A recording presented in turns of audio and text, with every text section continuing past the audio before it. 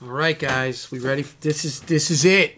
So so yesterday we had we started to make video 2, and I just blew it out because I was having an issue with, I don't even know what was wrong.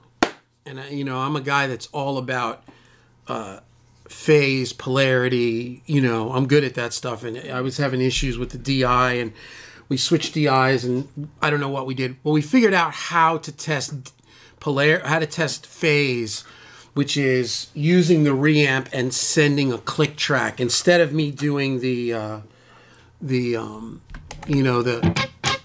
send the click track, because what I've got here is I've got the Kemper track, I've got amp 1, I've got amp 2, and then I've got a straight DI that for this I put Amplitube on there just to check phase. And with Amplitube, I would say I would never run it fully like this, but this is going to be the rig. This is going to be the way I'm going to record. I'm going to record Kemper, printed, sound, 2 amps. Let's say on this it's Marshall Boogie, and then a DI if I want to reamp later or whatever. Most of the time with this configuration, honestly, I would not use the DI probably at this point unless I wanted to reamp, or if I wanted to use, let's say, Amplitube for something specific, which sometimes these sims are nice. People, let me tell you something. People bag on them, and I don't know, sometimes I think it's people that maybe don't deal with clients, because if you're like, for me, I write a lot of times with Amplitube because I'm sitting down, I don't know what I'm going to do, I'm getting sound, I'm just setting tempos, we got lyrics out, somebody's singing an acapella, I'm trying to get tempo, and then all of a sudden I open up Amplitube and I'm like, I just grab whatever, like I love the Jet City. It's just middle of the road, kind of like an AC30, or the rectifier or the Marshall or whatever. So I'll use that. And then as I progress down the line of making the record and I add all this stuff, sometimes the people are like, I really like the original guitar that you had on there. Because guess what? They were used to listening to the Amplitude. And when I bring it back in and I blend it with my guitars, they're like, oh, that's awesome. Why is that? Why is that? Because simulated guitar stuff, and to a certain extent, Kemper tracks can be more two-dimensional sounding, right? Mm-hmm. Yeah. Why is that good? Because it's more in your face. Right? Why is slate trigger good? Why do people like it when you put slate trigger on drums with the kick and the snare? Right? We're not talking about purists. I don't want to hear about, how they did it in the old days. I don't care about the old days. I don't care. It's irrelevant to me. Like now. Because the drums are just more slamming when you have a kick and snare. And sometimes guitars can be more slamming with little bit more of a two-dimensional thing. Did I make myself clear? Yeah. Okay. Anyway, we're going to listen to this for a second. So I tracked this last night, and then I'm stoked about this. So here's my guitars. Left is Marshall, right is Mesa.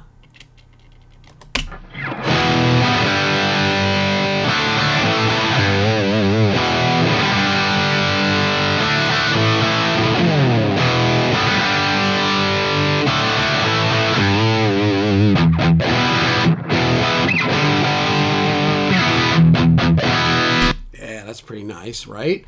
Now, if I add this Kemper in, I think I had the Kemper set for the diesel. And as I bring it in, this is so in phase. I'm gonna show you what I did before. Well, after I do this, I'll show you what I did. But I've got time adjuster, and I've got nothing on this, but I've got 186 samples later. Earlier or later, right? Whatever. What do I have? Time adjusters later, right? Sorry about that. Yeah, 186 samples, and the phase is flipped. You can see the phases flipped here on the amps. And this is because when I tested the tick and I tested the peak transient, I'll show you in a minute. I guess the Kemper was 182 samples ahead. Right. And it was also, the polarity was reversed. So I set this to 186 because when you set up a time adjuster, it defaults to 4 samples. That's like, it won't go to 0 samples. You go to 0 and it stays at 4. So you always tack on 4. And this is sample accurate at 88.2. And that's it. So yeah, and I flipped it, and anyway, so here it is. So the way I've done this, I've got the guitars, the amps, left and right, and then I took the Kemper and I went straight up the middle.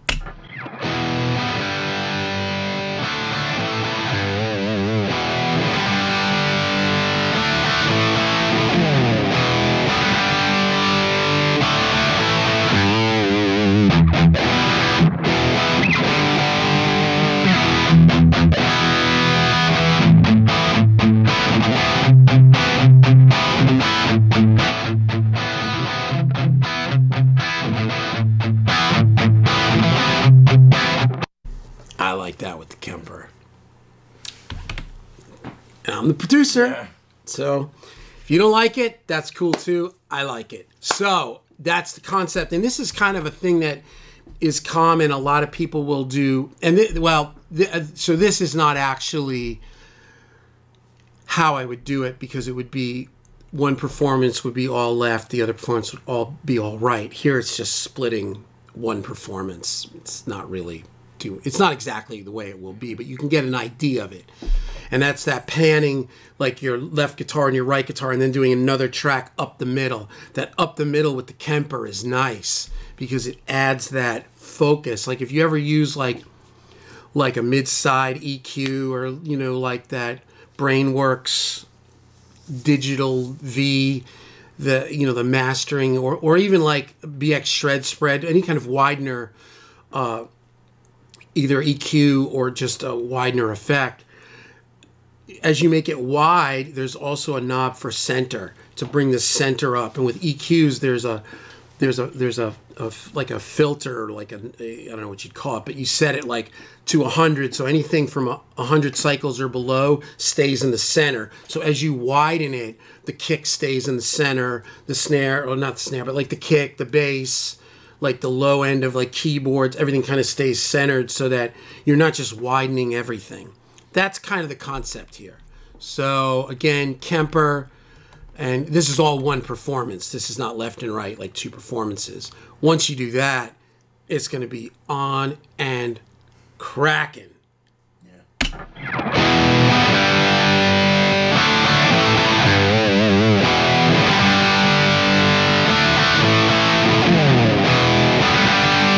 Now, the DI is time adjusted to 490. I think it was like 485 samples, so I just made it 490.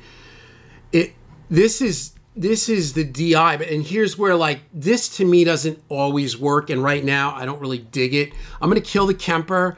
Watch as I bring in the Amplitube, how it changes the sound.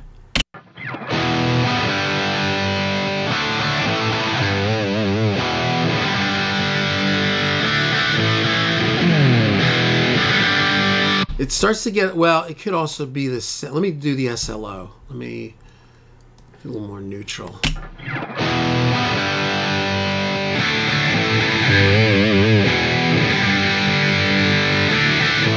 See, so you're going to get a little bit more like geekiness than you will with the Kemper. Here's the Kemper being brought in.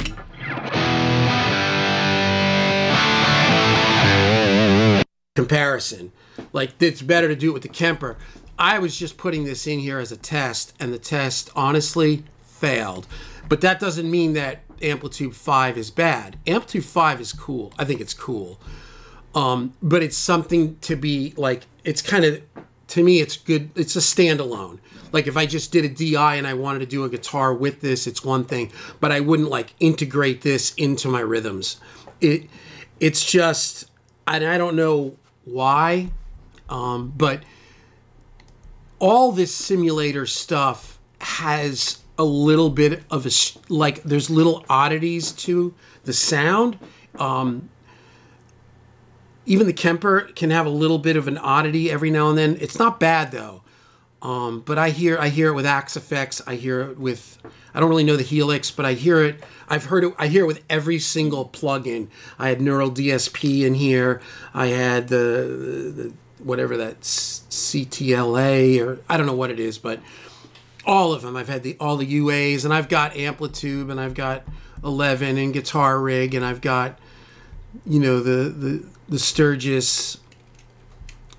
I've got the TSE, which that one's really nice. That's like the PV6505 or something. And they all have this little thing that's just strange because of the way, I don't know, it has something to do with the architecture of how these things design.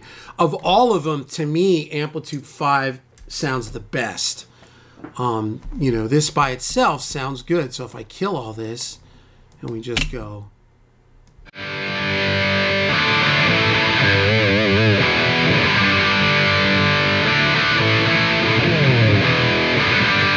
One thing I've noticed with all of these simulators, kicking down that mid a little bit always helps them to sound better. I don't know if it's just like the information in the mid-range is, to me, the most complex, and it's where all of these things can struggle a little bit. So if I just back it off, it's almost like if I take the mid out of the plug-in a little bit, and then I can just boost a little mid with Fab Filter or whatever, it's better. But anyway, so there, yeah, this is, yeah.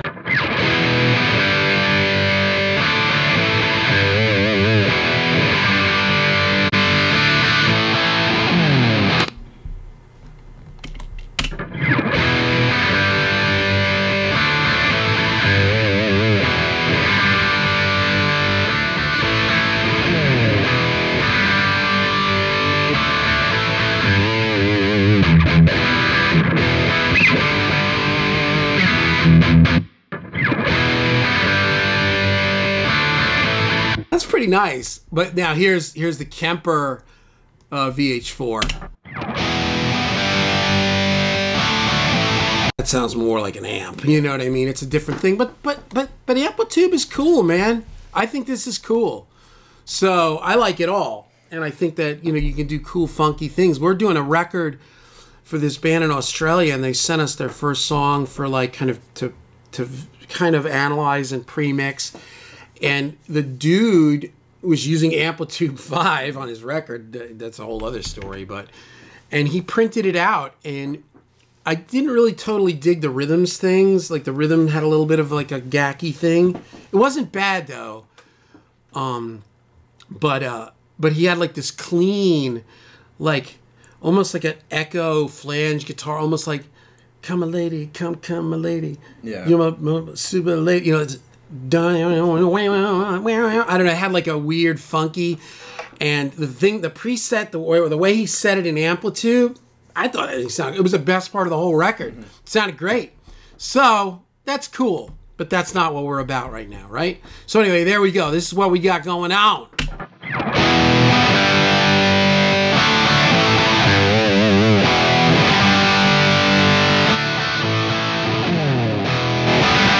That Kemper brings it into a kind of a cool focus. So there you go. And you got a gas pedal. You don't want less Kemper. You want more Kemper. You want more guitar. You want less guitar. You can have whatever you want.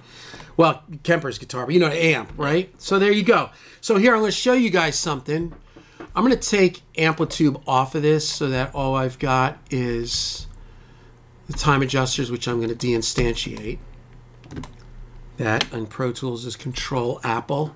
Right, so now they're still physically on there, like you see them, but they are completely shut down. So signal, in theory, should pass nice and clean, right? Now we're going to come here. We're going to make everybody go I mode. The way I've got this thing set up, it is straight gangsta. Unplug. I go into here, and now I'm reamping. And what I'm going to reamp is, tell them what we're going to reamp, Johnny. What? Click. The click, right. Yeah. So we're going to come out 3. So now the click is going to go through the rig. You know, because I always did the tick-tick, but I'm finding with all of this... Wait, you're coming out audio 1, 3, rather than the click. Oh, sorry about that. That's, yeah, it doesn't matter. Okay, there we go. We're going to go. Hey, it's good to have somebody here with you helping you, right? I found that I was getting inconsistencies with the pick thing, and I don't know why. And this was what shut down yesterday's video. Anyway, so here we go. So if I hit that, right, there it goes, right? Right. Why are they? Yeah, let's turn the amps on. There we go. Look at that.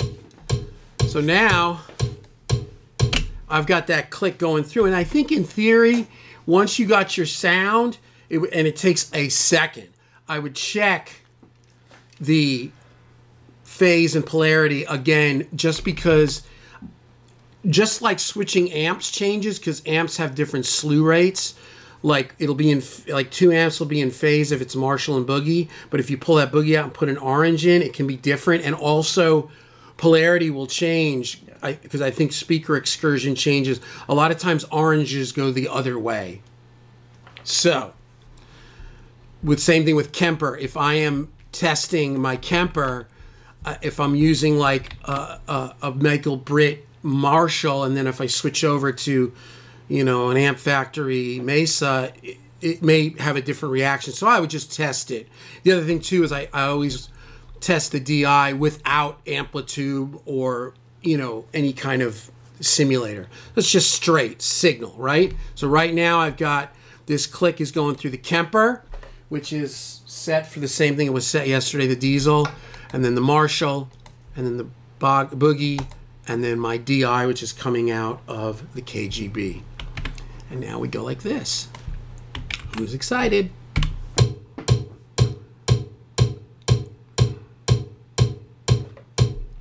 Let it run a few times just because for some reason it seemed like I was getting inconsistencies.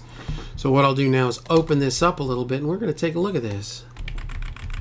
Right, there it is. So as you see, this is reversed from here. 1.8. Look at that. It's the same as yesterday.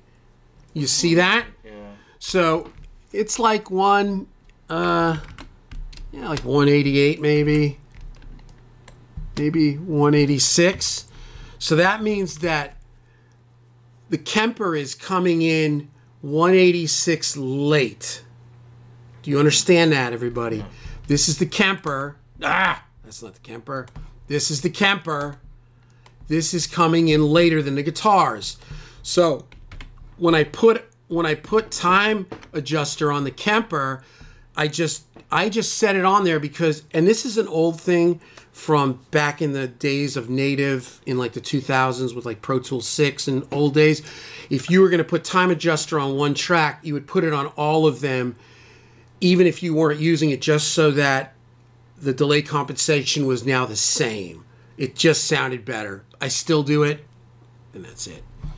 So you'll see I've got time adjuster on the Kemper set to nothing, which defaults at 4 samples later. And then you'll see here are the two for the amps, which are 186, and their phase is flipped. Because you'll see, you'll see these go down, that goes up. Now, I'm using this as my marker. Right, this is ground zero. I'm using the latest one, which you can go the other way and pull everything up. It doesn't matter. Sometimes guitars a couple samples later feels nice and gooey anyway, right? We're not going to worry about it. Now you come here, and if you come up here and you set this to samples, it will show you up here the samples. And now if I come here and I go like this, I'm about 480 samples. The DI is about 480 samples ahead.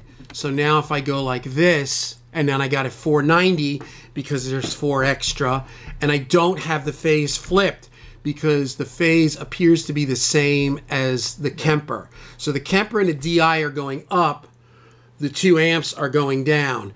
I can flip it here, like I did here on Time Adjuster, or because it's amps, I can flip it at the preamp. I'm just flipping it here. So now Time Adjuster is on there, and now if you listen, you'll hear it. Do I have sound? I think. Yeah, let me shut off the so you know. There it is. That's tight, kids. That is super tight. And then you end up with this. Kill the DI.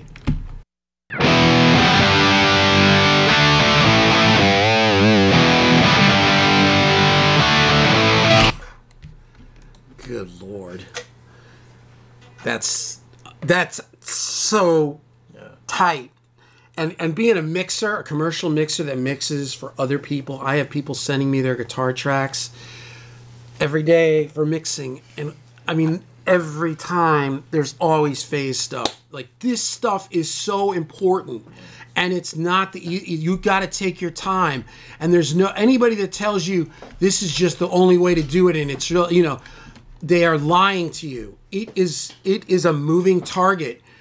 I mean, what I'm showing you here, this works for the most part all the time, and it should work all the time, but sometimes rigs are weird, timing gets weird, computer latency maybe is weird. I mean, I'm also at 88.2. That means every second I have 88,200 pictures of this sound. So if I was to take, like, let's say I come here and I go to this, right? I want to open it up, open the waveform so I can see it, right? If I come here and I open it to the farthest, when I go from here to here, that distance is 88,200ths of a second. Yeah. When you get this stuff with the polarity right, polarity meaning they're all going up or they're all going down for the first transient you see, like this here, that's called the peak transient. That's what you're lining up, right? So there you have it. And yeah, but you gotta be careful. Like, you gotta like use your ears, because you see how this one kind of goes down first? That can be oddly deceiving. This could actually be the peak transient. That can be almost like the sag. Like, you ever hear somebody like there's that little sound in a snare hit before the hit. It's like as the stick hits the head before it like pops, there's like a... So that's where you would use your ears. So if I was to come here and I was to open up, so I've got these phase flipped. So what I'll do is, here are, you know what I'll do? I'll do this. So here are the 2 amp tracks. And then you would use your ears. So now if I come and I do this, as it plays, if I unflip the phase, if I did this right, when I unflip this phase, what will these guitars sound like, Will? They'll lose all the low end. Yeah, they'll sound like they're coming out of like a tube. Yeah. You'll get like a comb, like a thing, right? Because right now, listen to them. Perfect. Watch what happens if I flip this phase. Hold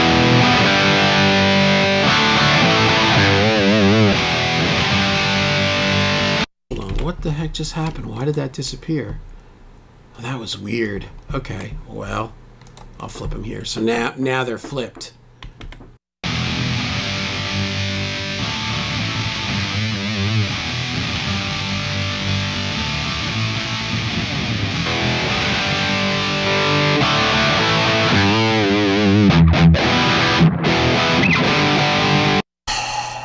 So anyway, this is really important stuff to know, especially if you're going to blend any of this stuff with amps. And it doesn't matter if you're using quad cortex or Amplitube or, you know, whatever the freaking Axe effects and the Helix, all the same. And what I found sometimes, which this is what's so exciting about what's going on right now, is that I have found that anything simulated always sounds better when it's not even volume with the real amps, the live amps. It just sounds better. But what I'm getting here is this is the best I've ever heard, where I crank this Kemper and it just keeps getting better, instead of like if I was to do Amplitube, like it would sound cool like around here, but once I got about here, you would start to hear like a differential. I'll crank it up. Here you go. We'll pull that Amplitube here. We'll put that, maybe that, we'll put the VH4. Yeah, that's probably the most neutral, right? So what the Kemper's set to. So Kemper's right. Kemper's off right now. Yeah. So now all you're gonna hear is the amps, and then watch as I bring in Amplitube. It's gonna sound cool. Then it's gonna kind of get weird. That's where you keep it down below, where you don't, unless you want it to be weird. Sometimes funky, out of tune guitars can sound cool too. It's just, if it sounds right, yeah, it is right? You know what I'm saying? So, but anyway, here you go.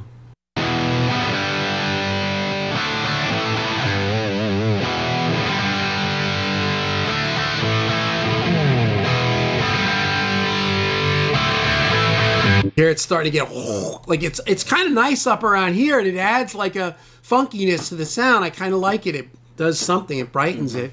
But yeah, when you get here, it starts getting like right.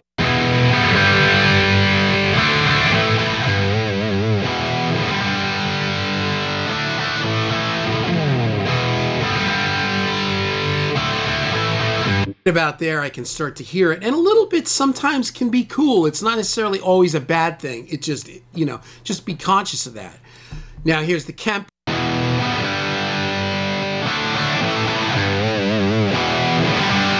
It's getting bigger. Yeah. You see what I'm saying? It's getting bigger as I go up.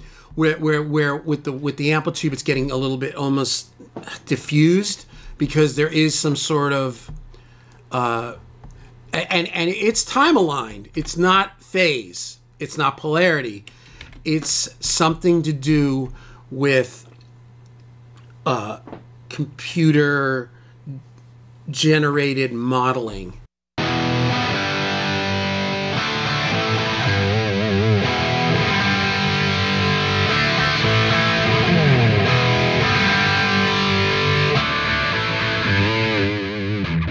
So you would just know that getting into it, right? Yeah.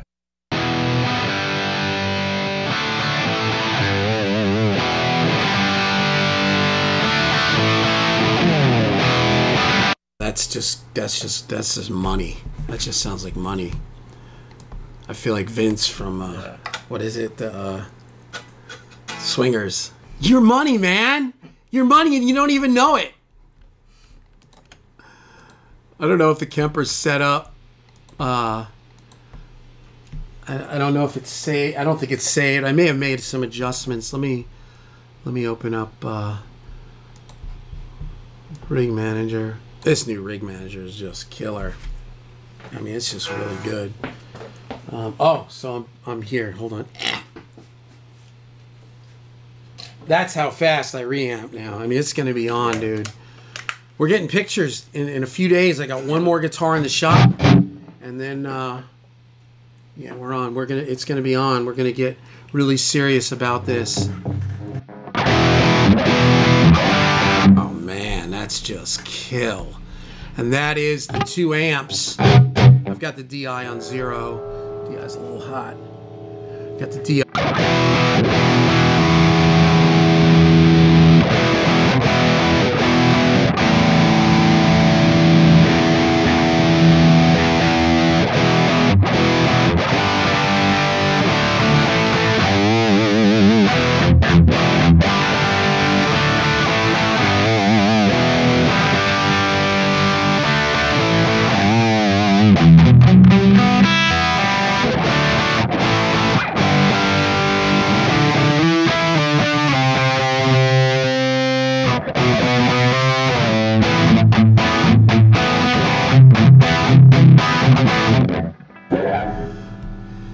Mikey likey. Now the other thing I was thinking too is this. This is how we can change. So one thing we can do on this board here for this kind of sound, we can come straight off of okay, so check it out. I know you guys are in TV land over there. The way I've got this is coming off the board, I'm going into both amps. Okay? But for this sound, I don't want that. I want to go straight into the Marshall. I want to go the board into the rectifier. Why is that, Will?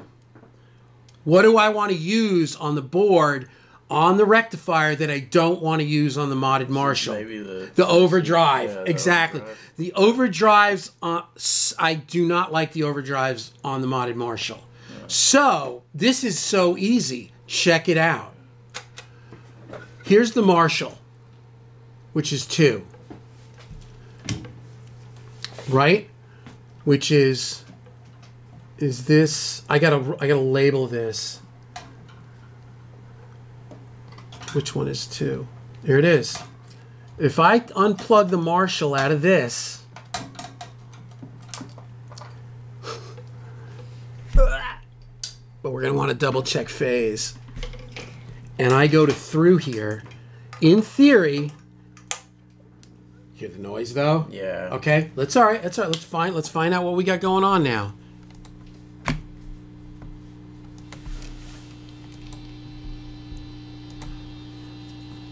Let's make sure. Okay. We want that, but now we no longer have the Marshall coming out of 2.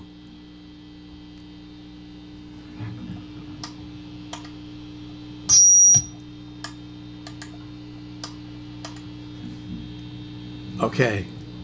So try the ground lift behind the KGB. I don't like I can hear this. See it now. We're learning. And I've got it. Is it the switch? You got to go. Yeah, you got to get out. Yeah. Just hit that. There should be there's one switch.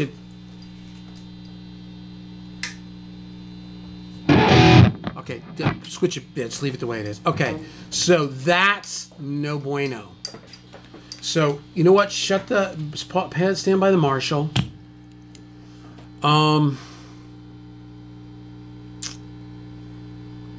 Yeah.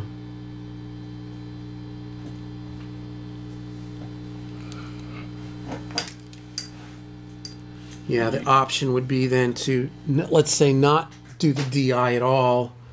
Come straight out of this, which I don't think this is going to solve the problem, but we're just going to try. Now we're coming. No, same thing. So what we've got, and I don't, so maybe a thing where this is not really the answer, because, you know, with guitars, man, it's got to be legit, man. It's got to sound clean. I'm not down with, you know, not hold on.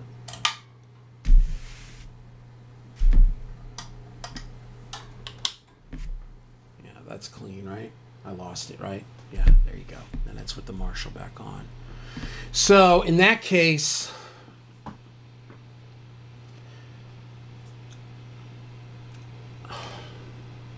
honestly, it's almost like I would just say, pick up another little OCD that I can just run up there. You know, I don't want to start ripping the board apart every time. Either that or experiment with backing the gain off on the Marshall. Let's try that. Let's try that. Right? So let's try that. Let's kill the Kemper.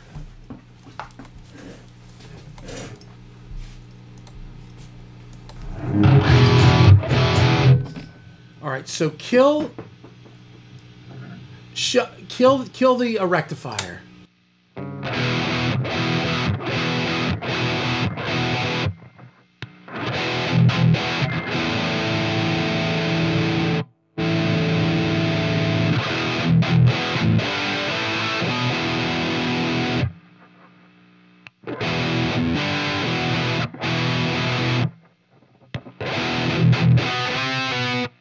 That'll work. Turn on that rectifier. Because now we're getting... Because we weren't getting enough crunch out of the rectifier.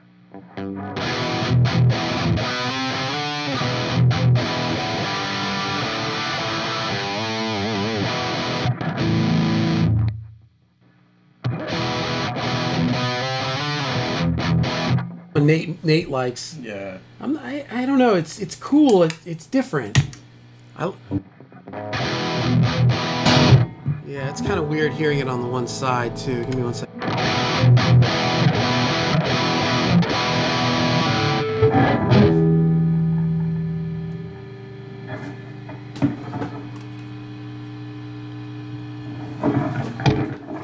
Let me back.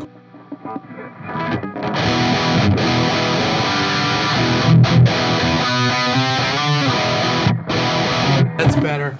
I think I boosted a little bit of... I've got the old 10-band EQ in the loop on the trip.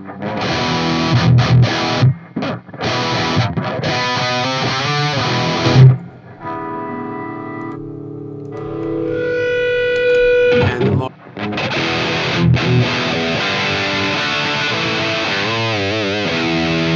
let me get a little tune going on here. Man, I've been back loving this epi, man. Whoa. That was weird. Can't believe I blew stringing that P bass yesterday. Yeah. That's just... Ugh. I don't know. It may be alright. It's not great, though. I mean, eventually... You know what I'm going to do? I'm going to go on to Sweetwater and see if they sell individual strings of the Roto sound, and then we're gonna have to pull it because it's just unacceptable. Okay.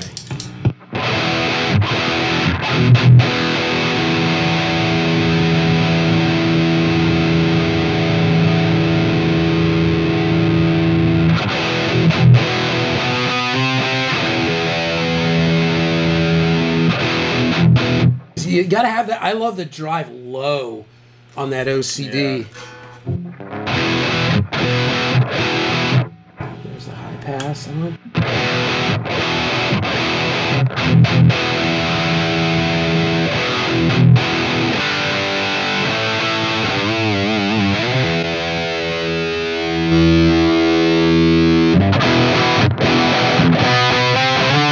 Here's a situation where normally this would then be a single pass, and depending on how I wanted to, what sound I wanted, I would make one of these more dominant. I would not have them the same. Again, it's that same...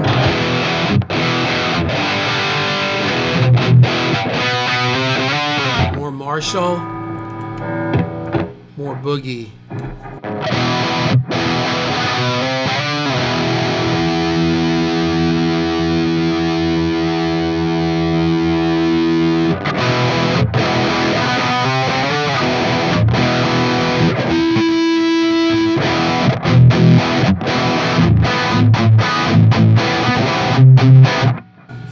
See, it's like ultimately I don't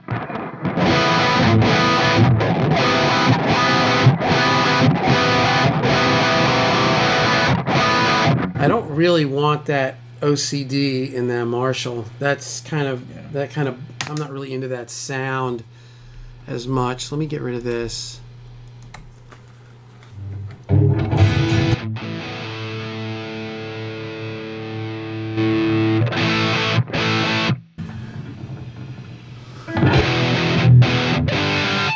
That's not going to work. So,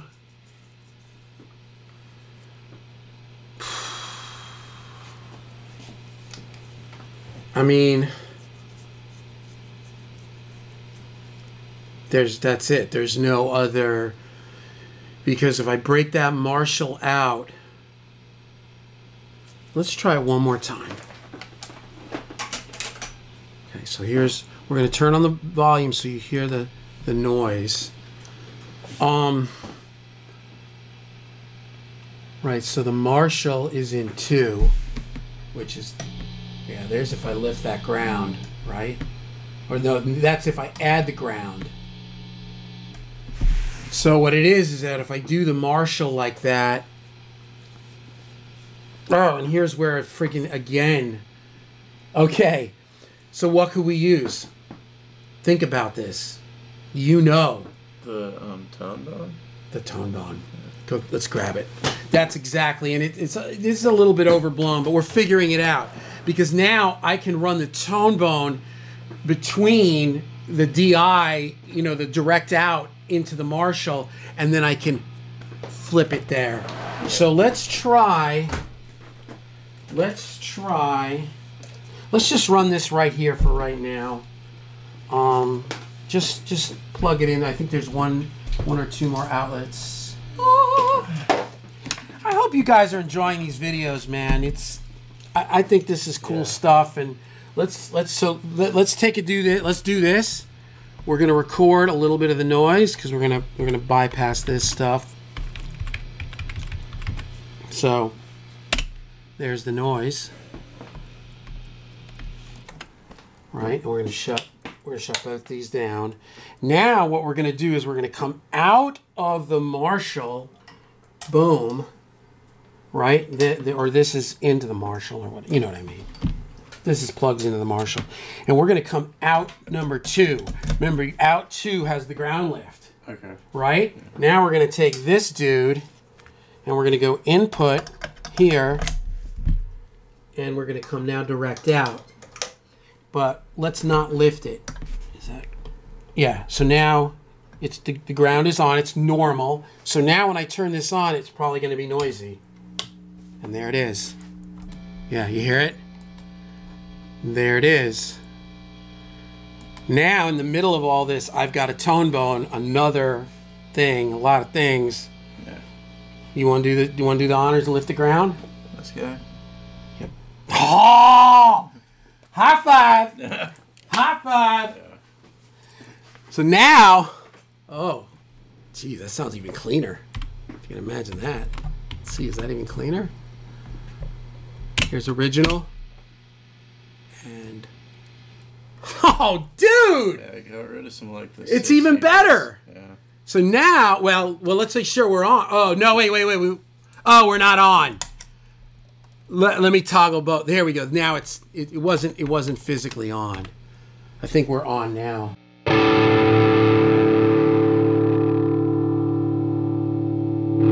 We're gonna go back to this. So now it's with it. Because I was only out output 1. Yeah. So now so there it is now with the tone bone in there. So original and it's cleaner. Yeah. Unbelievable.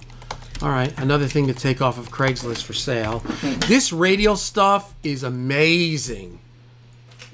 We have their JDX, their amp selector switcher, and then we also have the headlight, the 4. We're using the 4 as the main, but this thing now, except now we've got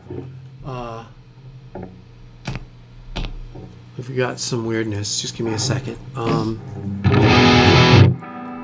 Do we? Let's give me a second. That's Marshall. If I come here, it should die. Yeah, okay, good. Perfect.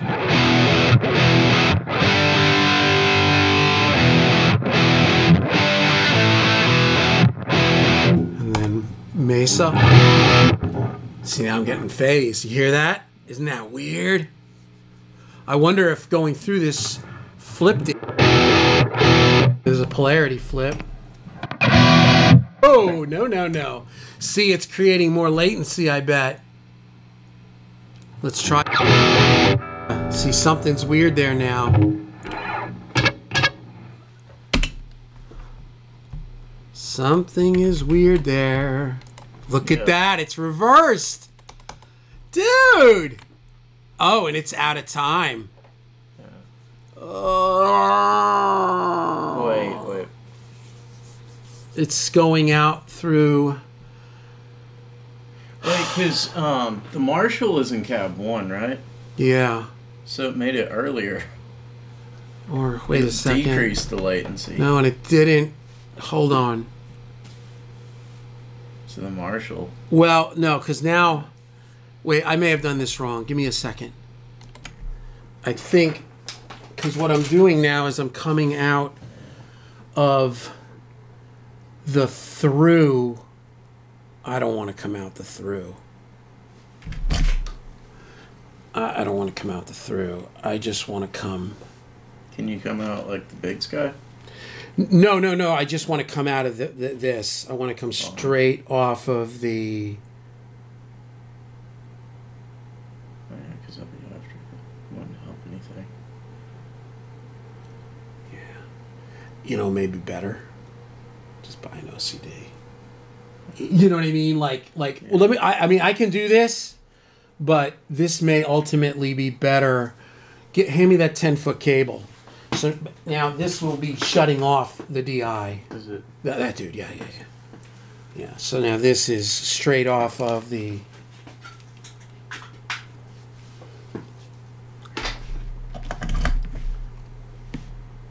Right. There it is. Okay, now...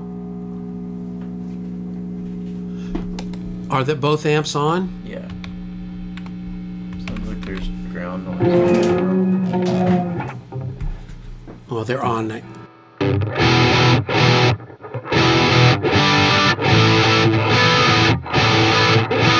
Yeah, it's too much. Having that in the loop is no good because the amp switcher is creating a differential. So this was a bad idea on a lot of levels. It's mostly Will's fault though, because I did not have done this if he didn't. He consulted me privately. He said, I have this great idea because I am a super genius. That idea didn't really jive. That's the other thing when you're producing records and you're doing this every day. You learn when it's time to let it go. Yeah. Like, okay, that was such a great idea in theory. It just didn't happen to work. All right, so we're going back into the amp thingy. Now we're back to normal. Turn everybody on. So what is this? This is really like this is like advanced phase polarity. Yeah, there you go. I feel better now. That was kind of weird. And I didn't want to like have more versions of this and forget it. Forget about it. All right, forget about it. Yeah, it's clean too. Okay, so that was not good. Yeah, that's perfect. Okay, so the thing to do would be to go...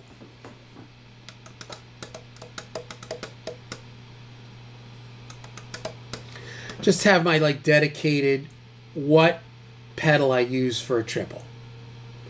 So let's do this. Shut down, put the Marshall on standby. Okay.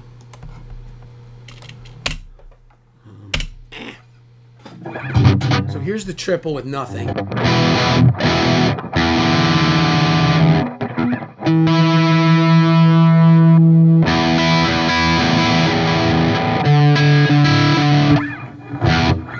I've been thinking of that.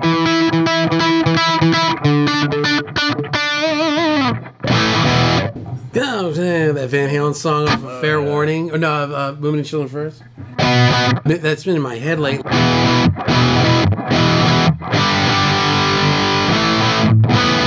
So that's the Mesa with nothing. So.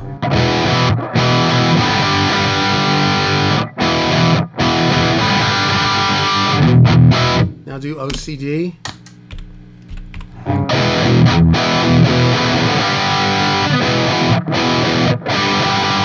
You know what? Let me put the gate on there. Ah! Hold on. This madness. This started out as it was going to be a profile. Let's pull the OCD off. Profile. Yeah, shut the OCD off. We're going to call this triple. Oh, come on. Triple.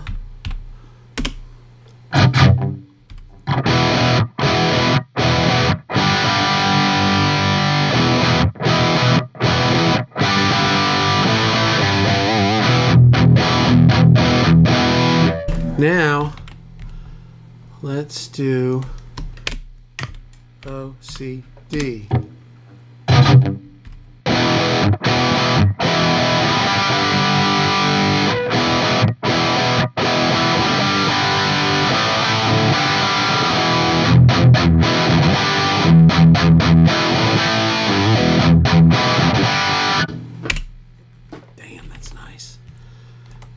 now let's go 808. Doom. That's what I say with my kids when it's 808. Yeah. Doom. We're dropping like an 808.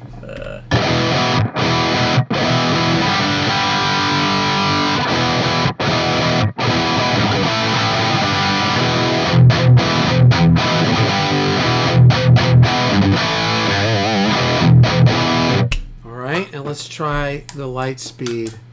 I never think of the light speed as far as this thing, but let's just maybe it's cool.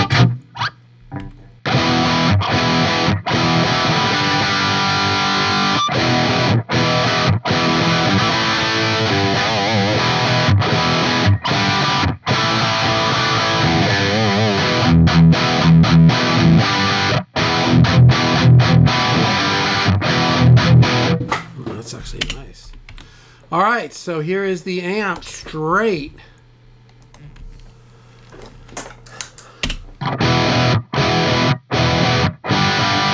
OCD. 808. Here.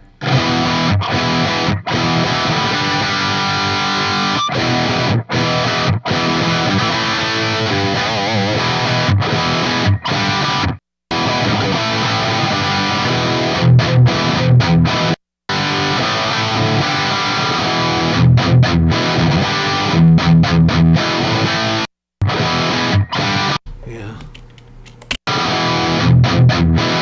I like the OCD best personally, but all right, so you know what? Let's not worry about it. We're just gonna I don't know. It's it's inconclusive. Yeah. All right, let's go back to turning everything on. Amps are on. Kemper's on. Amps are on.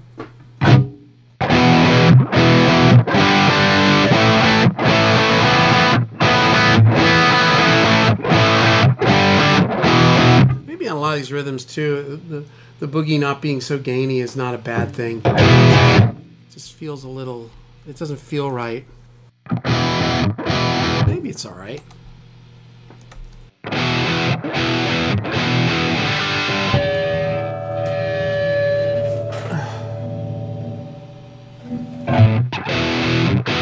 There you go.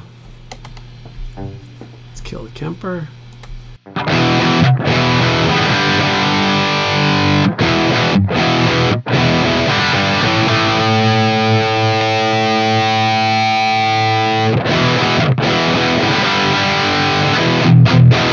A little OCD is not going to bother it.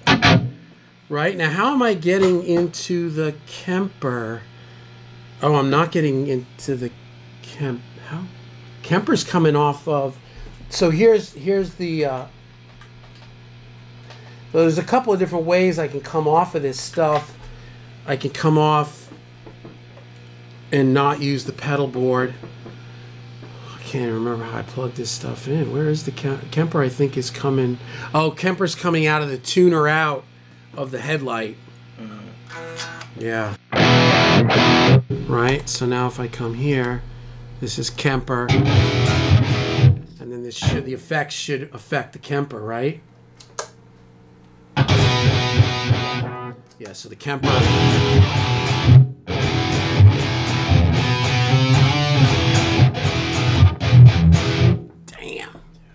That is nice. I'm stoked, man. Yeah. All right, so what is this? This is Deadlight. This is VH4 1960. Oh, that's right. I was like messing around. One thing, when you get done, it fires up the same thing you were there. Yeah. But it doesn't show up in your rig exchange or your rig manager. You have to re-click on it. So let me see if I can find the exact same one. It says VH4-1960. Deadlight Studios. I think there's a lot of them that say that, right? VH4. Yeah, because there's different gain levels. Yeah, 1960. How do you know? It doesn't. How do you know exactly which rig on here? There's probably a way to. How do I can't sort by name. Like, how do we know? It says diesel VH4 1960 Deadlight Studio guitar rig. That's it. It doesn't tell us which 1960 it is, because there's a bunch here. I mean, it doesn't matter, but I'd like to be able to, like, when I open up again, know which one I'm on. So I don't see because remember, this is where we're working from Rig Manager. The only time we would ever be concerned about this is when we fire up the Kemper from the day before. Yeah. We'd have to probably even make just a little cheat sheet, a little note. What's this guitar rig E? Yeah, I don't know. I don't know if that's here is a 1960. Yeah, I don't know how to tell. I don't know. See, I don't know. Well, I know it's a 1960. That tells me this is a Marshall cab. Yeah. But it doesn't tell you which. It doesn't tell you. It doesn't go into any more. Well, I guess there is no more detail. Actually, the names are all the same. It just shows. Oh no, it's Hij. I thought that was a line. That's an I. I know which one it is. It's right here. See, it's VH1I 1960. There's VH1J 1960. These are just different. Yeah, no, it gives us. This is okay. So it's perfect. That means it's good, right? I thought it was VH1 dash. Like a. So now if I come here, now. Yeah, it's the same, but now I've got this down here. You know what I'm saying? See what I'm saying? Yeah.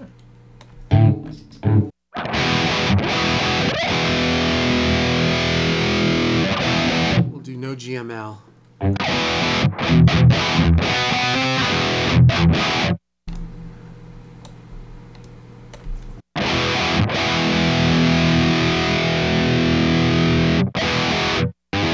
Definition is almost like a top end tilt. And now see here, this is going to be.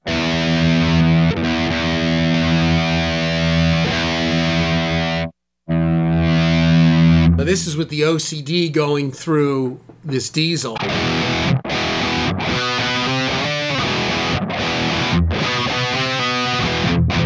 Oh man. Dude, we're going to have some fun, dude. Now that I'm figuring out this stuff. I think it's like double gated almost because you have the. Well, yeah, I've got the gate here, and is there a gate on? Yeah. No, it's just. Yeah, it's off. I think that's that. Yeah, it's off. Because this is the. Yeah, this shows you your gate. Yeah, no, it's. Yeah. Oh, yeah, you just shut it off now. Yeah. Yeah, there it is. It's on, but there's no gate. This gate is here.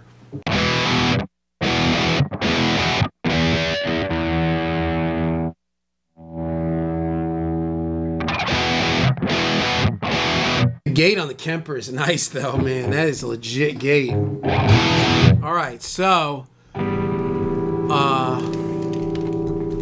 let's do this, man. Yeah. Right, so here is all of it.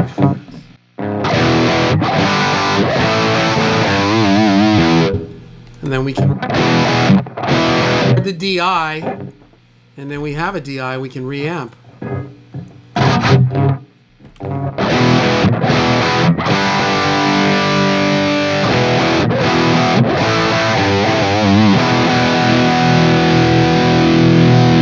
So there's a master volume on one from yesterday. The Burl B2 records a lot louder than the Symphonies.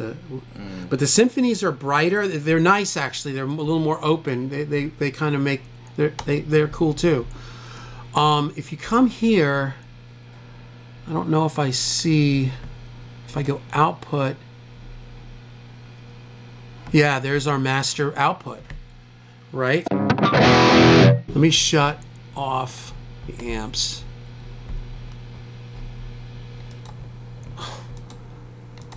This is where you could in theory have rate exchange on a little laptop, but it's not gonna. Once I get the hang of this, it's gonna be easy. So here is just Kemper.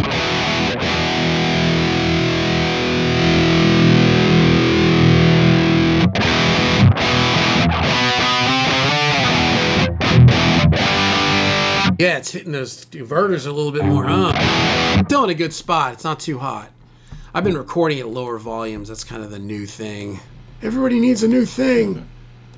Right? Let's look at the amp.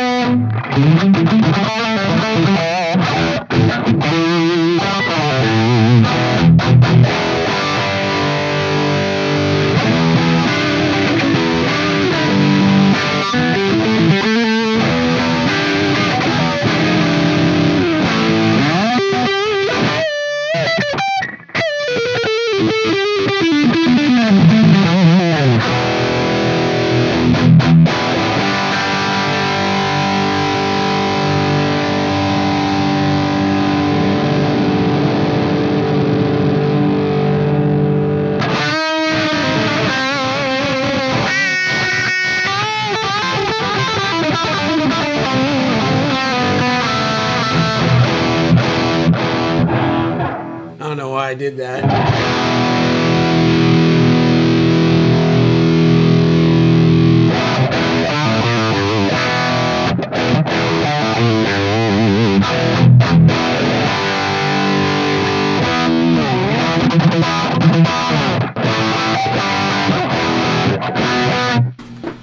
Wow.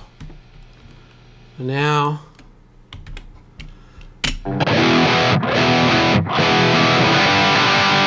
that's what's a trip. Like, so you guys out there don't know what we're experiencing in here. Yeah. Those cabinets are right there. So when I'm playing, it's like we're getting overwhelmed with from the other room.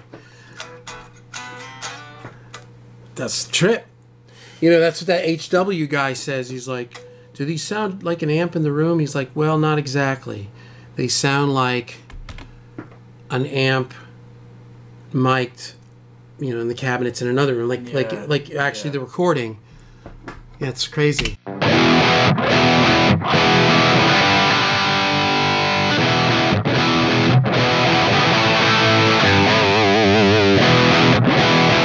Yeah, this is gonna be so cool. So that's it. So we're clean. We got all of the phase situated. We got all of the situation situated. We've got the situation situated with the Kemper and the DI. And we have two ways of running the DI. And both are clean.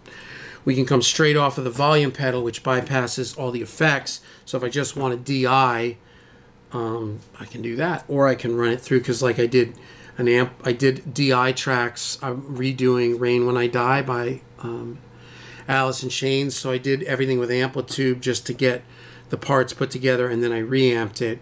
And there's a wah-wah through the whole thing, so I realized, oh, I need to have the DI now going through.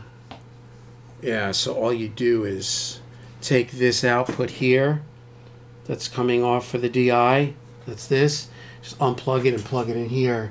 And then you've got all the Strymon and the Maxon and, you know, the EQ and the tuner and everything will then go through the DI if you want, you know, your DI to have all the effects.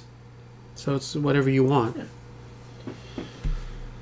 How long this video was? it's 11. What did you get here? I got here at 9:30. Right. Yeah, so but we putzed around a little bit. About an hour, probably. All right, so I don't even know. Yeah, there you go. Hour 9. All right. But this is an important video, man. I mean, I think for me anyway, this is like, you know, to figure out how to get all this stuff to jive is a challenge. Yeah.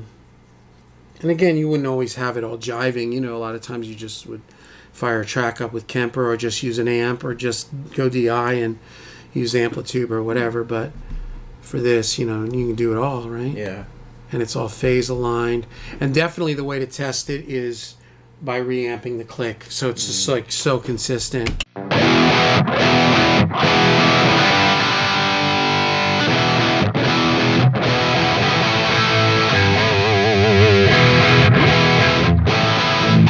Yeah. Those software plugins don't always play nice with like real amp recordings, and none of them do. I've got them all, man. I've used them all. I had them, you know, they all have, there's all something weird about all of them. It's just like innate, where I think because, I don't know if it's the thing with the Kemper, with the modeling or whatever, it doesn't seem like it's a problem with the Kemper. Yeah, it's totally like, now if I pan them. Even better like that, because now not everything's right up the middle, jamming down the same throat.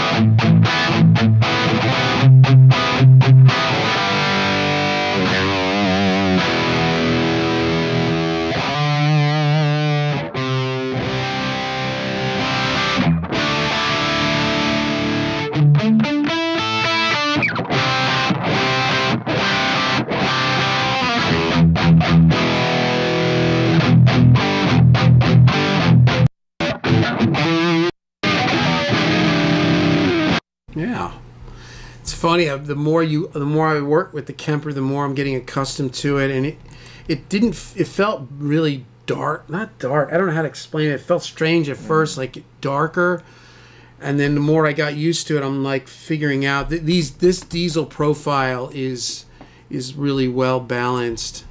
But so the next video, which we'll do this week, we're going to go through some of these profiles. We have 860 Michael Britt profiles. And I really want to dig into all these divided by 13. You know what's one of his that's killer is the Blues Junior. Yeah. God, what an amazing. And also there's one called a Diaz, which is really nice, and a bunch of these. The basement is really nice. And so is his 1969. I guess it's a laydown transformer plexi. I don't know what it is. There's a diesel in there too. Yeah, so we'll mess with all this. I think I'm gonna make some folders with like all diesel, all the rectifiers, all, you know, so that, because you can have these same profiles in multiple. So if I'm like, I really want a rectifier, you can just go to it and you've got all of them. You favorited a Dumble. Yeah. What's weird is that the favorites weren't working yesterday. When I would favorite it, make favorite, when I clicked on something else, it disappeared. Oh no, now it's staying. Yesterday it was weird. It wouldn't stay. When I would click off it, it would change.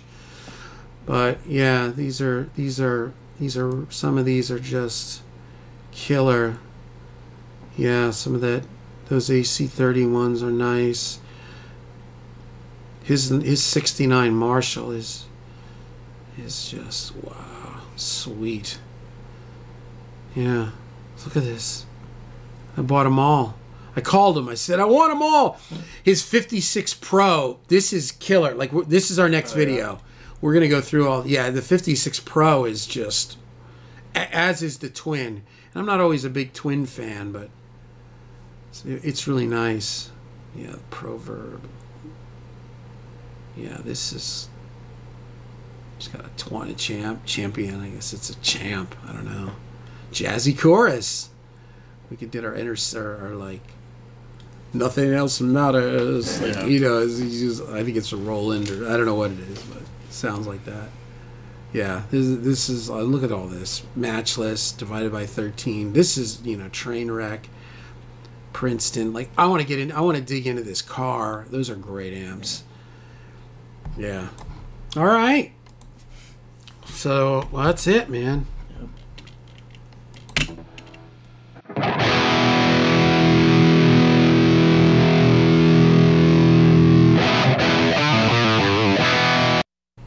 Like and subscribe. Yep.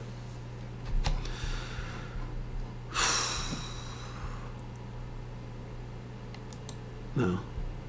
What am I doing?